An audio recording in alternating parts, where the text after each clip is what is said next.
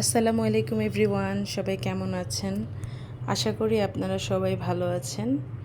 আমিও আলহামদুলিল্লাহ আপনাদের দোয়ায় সুস্থ আছি। তো আজকের ভিডিওটি কয়েকদিন আগের করা। তো আমি আমার বড় ছেলে বলছিল যে সে আলু পরোটা খাবে। তার মামুনি তাকে প্রায়ই আলু পরোটা বানিয়ে দেয়। তার মামুনি তার বড় মামি। তো মামুনি যখনই সে মামুনিদের বাসায় বেড়াতে যায়, মামুনি তাকে আলু পরোটা বানিয়ে খাওয়ায়, কারণ ওর আলু পরোটা পছন্দ। তো আমি তো কখনো আলু পরোটা বানাইনি, তো ইউটিউব টিউটোরিয়াল দেখে আলু পরোটাটা শিখে নিলাম। তো এখানে বেসন আর ময়দার সাথে লবণ দিয়ে ময়ানটা তৈরি করছিলাম, আর ছেলেকে বকছিলাম যে তোমার এত কিছু খেতে ইচ্ছা করে কেন। তো ময়ান করতে আমার রুটি জাতীয় খাবার যেগুলো, সেগুলো বানাতে আমার প্রচুর অলসতা লাগে।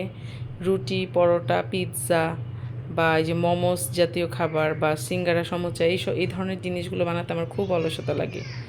এর কারণ এই যে ময়ানটা করা লাগে, এটাই কারণ। তো তারপরে অলসতা ভেঙে ময়ানটা তৈরি করছি। তো ময়ানটা করছিলাম, দেখেন কি পরিমাণ কষ্ট। এই ময়ানটা করতেই আমার ইচ্ছা হয় না। তো ময়ান করতে করতে ছেলেকে একটু বললাম যে দেখো ঘি আছে, আমাকে ঘিটা দাও। তো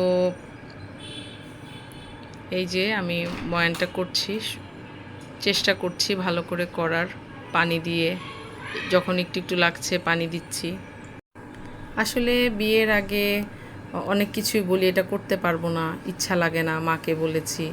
আবার হাজব্যান্ডের পছন্দের খাবার অনেক সময় বলি না, ভাল লাগতেছে না, করবো না, করতে ইচ্ছা হচ্ছে না। কিন্তু বাচ্চাদেরকে না আর কতবার বলা যায়। তো যাই হোক, এই যে আমার ময়ানটা প্রায় হয়ে গেছে। তো এই আটাটা গোলাটা ভালো করে মেখে নিয়ে আমি এটাতে ঘি দিয়ে মেখে এটা রেস্টে রেখে দিব 1 ঘন্টার জন্য। তো এই যে প্রায় আমার হয়ে গেছে। আসলে এত পরিশ্রমের কিছু নাই, মনে মনে অলসতা, কিন্তু করতে গেলে আসলে এত এত কষ্টও হয় না। তো এই তো হয়ে গেল। তো আমি এখন করব, হাতটা কেচে নেওয়ার চেষ্টা করতেছি, হাতে একদম লেগে আছে।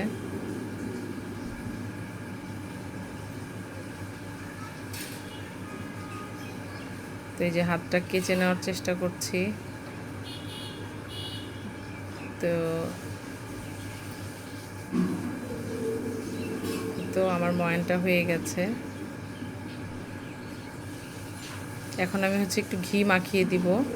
তো ঘি মাখানোর ঘিটা জমাট বেঁধে আছে, ঘিটা ছাড়িয়ে চামচ দিয়ে নিয়ে ঘিটা মাখিয়ে এই আটাটাকে রেস্টে রেখে দেবো 1-1.5 ঘন্টার জন্য।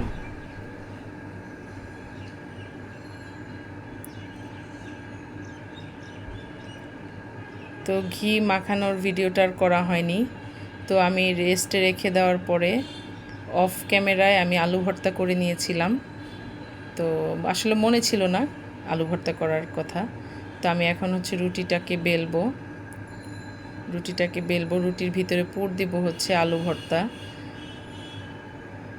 আলু ভর্তা দিয়ে তারপরে এটাকে মুখটাকে আটকে নিব। মুখটাকে আটকে নিয়ে রুটি বেলার মতো করে রুটি বেলবো। তো যেহেতু একটু ঘি দিয়েছি, সুন্দর একটা ফ্লেভার আসছিল।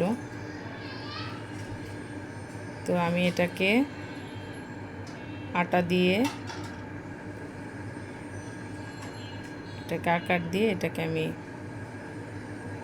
রুটিটা বেলে নেব।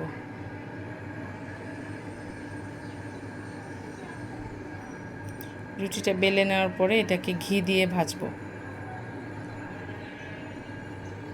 এই তো প্রায় হয়ে গেছে।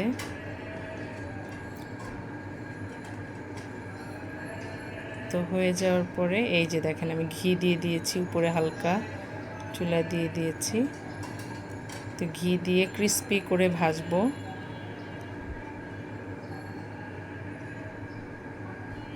এটা ভাজার পরে, এটা ভাজা হয়ে গেলে একটু টক দই দিয়ে টক দইয়ের একটা সসের মতো বানিয়ে ছেলেকে খেতে দেব।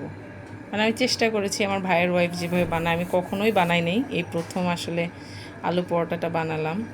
তো আমার ছেলে আবার বলল যে হ্যাঁ, প্রথম হিসেবে একটু ভালোই হয়েছে, কিন্তু মামুনিরটার মতো মজা হয় নাই। তো তার মামুনি কিভাবে বানায় এই রেসিপিটা তার মামুনির থেকে নেওয়া লাগবে আমার। তো এই যে পরোটা প্রায় ভাজা হয়ে গেছে। আমি মোট 6টা পরোটা বানিয়েছিলাম। এই যে সবগুলো আস্তে আস্তে ভেজে নিয়েছি।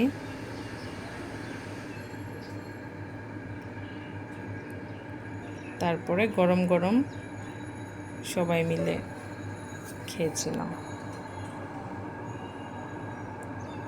তো এই তো পরোটার ফাইনাল লুক।